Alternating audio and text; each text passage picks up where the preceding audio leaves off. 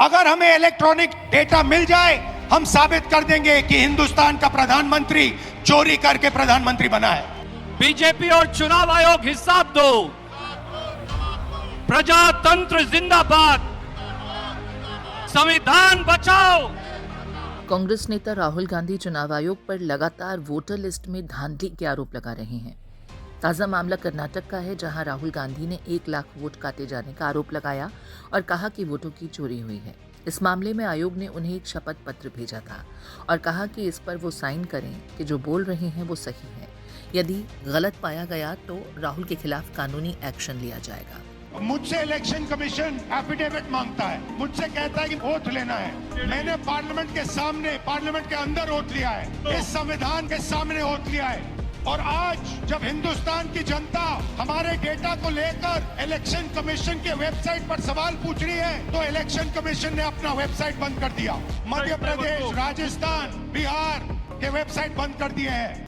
अब तक इस एफिडेविट को लेकर राहुल गांधी या कांग्रेस की तरफ से खास जवाब नहीं आया। इस बीच चुनाव आयोग ने राहुल गांधी को फिर से चुनौती दी है कि वे कागज पर साइन करें या फिर देश से माफी मांगें। चुनाव आयोग का कहना है कि राहुल गांधी को लगता है कि उनका विश्लेषण ठीक है और चुनाव आयोग के ऊपर लगाए गए आरोप सही, तो फिर उन्हें घोषणा पत्र पर शामिल करने में कोई परेशानी नहीं होनी चाहिए। यदि राहुल गांधी पेपर पर साइन नहीं करते तो इसका मतलब हुआ कि वो अपनी बात पर यकीन नहीं रखते। उन्हें नहीं लगता कि उनका विश्लेषण सही है। इससे स्पष्ट होता है कि उनके दावे फर्जी हैं।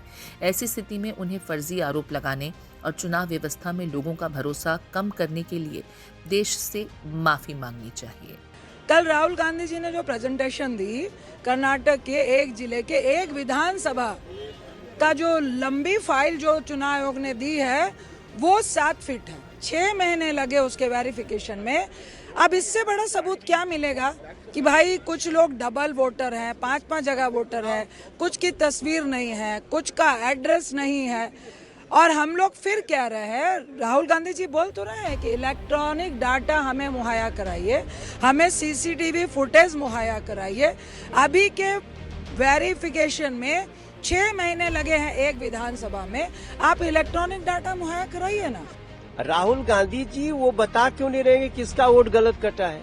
और अगर आप इलीगल घुसपैठियों का वोट बनाना चाहते हो, अगर आप ये चाहते हो जो मृत हो गए उसके नाम पे भी कोई जाके दूसरा वोट दे दे, तो ये आप वही काम कर रहे हो जो आपकी दादी ने किया था, लोकतंत्र की हत्या। एक बार फिर शुक्रवार को राहुल गांधी बेंगलुरु में आयोजित एक कार्यक्रम में चुनाव आयोग और धांधली को लेकर जमकर बरसे।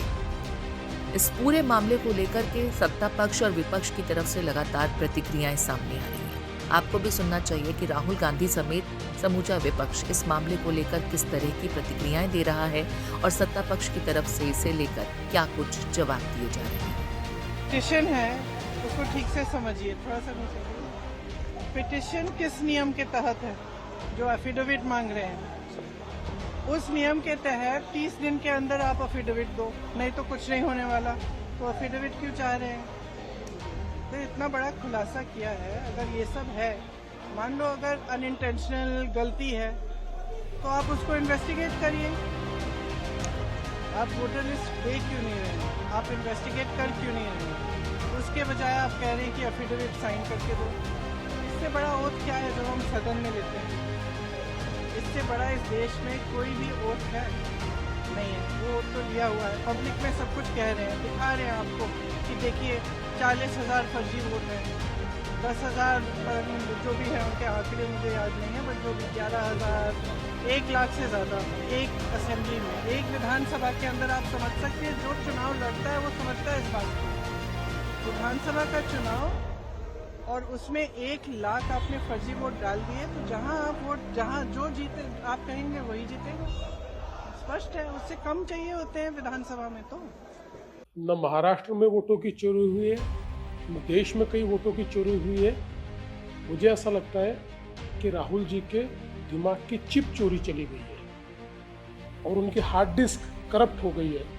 इसलिए लगातार वो झूठ बोल रहे हैं, गलत बयानबाजी कर रहे हैं और जनता का मैंडेट चोरी कर रहे हैं, लोकतंत्र को चोरी कर रहे हैं, लोकतंत्र ने दिया हुआ फैसला चोरी कर रहे हैं। आप किसी एक संवैधानिक संस्था पे इतने गंभीर आरोप लगा रहे हैं और उस गंभीर आरोप के बाद आप लिख करके देने के लिए तैयार नहीं हैं, आप उसके साथ सबूत देने के लिए तैयार नहीं, तो इससे जानबूझ करके आप उस चुनाव आयोग को कहीं ना कहीं बदनाम करने की कोशिश कर रहे हैं। इससे साफ है कि न उनको ये हिट एंड रन नहीं चलेगा, ये केवल आरोप लगाना और भाग जाना।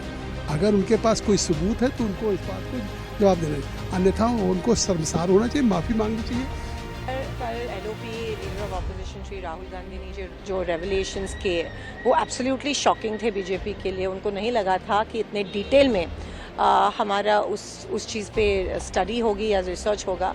और अभी बीजेपी की उल्टी गिनती शुरू हुई है। आप देख रहे हैं कि जिस तरह से वो बैकफुट पे गए हैं, उनके पास कोई सब्सटेंशियल आर्ग्यूमेंट नहीं रहा है। और रही बात सीएम महाराष्ट्र की, उनका तो काम ही है कि हमारे एलओपी के बारे में, हमारे नेताओं के बारे में ऐसी गलत शब्द यूज़ करते हैं। लेकिन अभी उनके पास कोई रेमेडी नहीं रही है। They have been exposed, EC has been exposed, EC and the government are working hand in glove, ये भी दिखाई दिया है। और कल के इतने शॉकिंग, उसका पब्लिक में इतना ज़्यादा इम्पैक्ट हुआ है कल की प्रेस कॉन्फ्रेंस का, कि अभी इन लोगों के पैर की राहुल गांधी ने जो दिया है इंफॉर्मेशन, चुनाव आयोग की चोरी, क्राइम, अपराध, डाका, लोकतंत्र की हत्या, ये सब एविडेंस चुनाव आयोग के वेबसाइट पर ही है।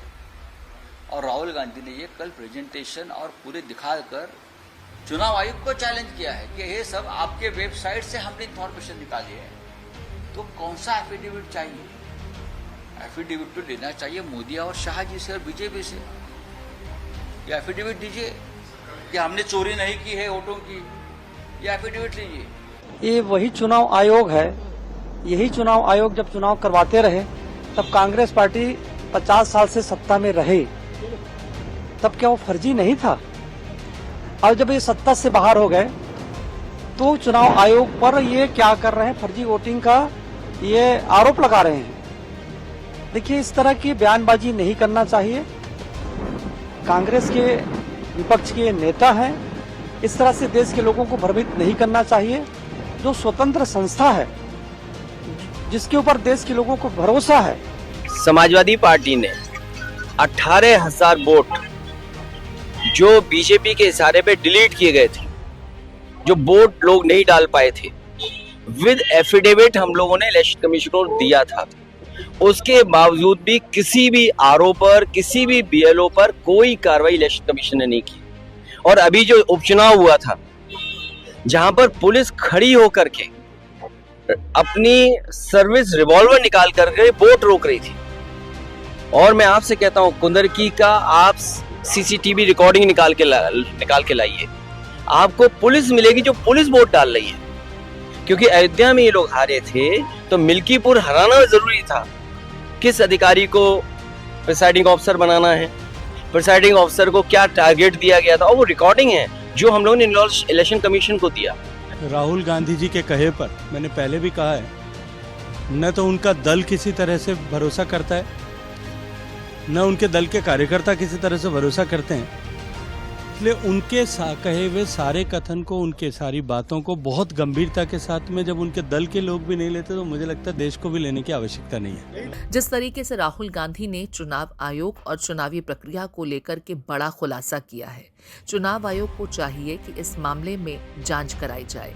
हालांकि राहुल गांधी ने शुक्रवार को एक बार फिर बड़ा हमला बोलते हुए दावा किया कि उनके खुलासे के बाद चुनाव आयोग ने अपने कुछ राज्यों की वेबसाइट को ही बंद कर दिया है ताकि सच सामने ना आ सके। चुनाव आयोग ने राहुल गांधी को 2 विकल्प दिए हैं कि या तो वो पेपर पर साइन करें या फिर देश से माफी मांगे। हालांकि राहुल गांधी के तेवर अब भी बरकरार हैं। बेंगलुरु में इस मामले को लेकर कांग्रेस की ओर से की गई रैली में भी राहुल गांधी ने एक बार फिर चुनाव आयोग पर गंभीर आरोप लगाए। इस पूरे विषय को आप किस तरीके से देखते हैं और राहुल गांधी के आरोपों में आपको कितनी सच्चाई नजर आती है? आपके कमेंट का इंतजार रहेगा। बीजेपी और चुनाव आयोग हिसाब दो।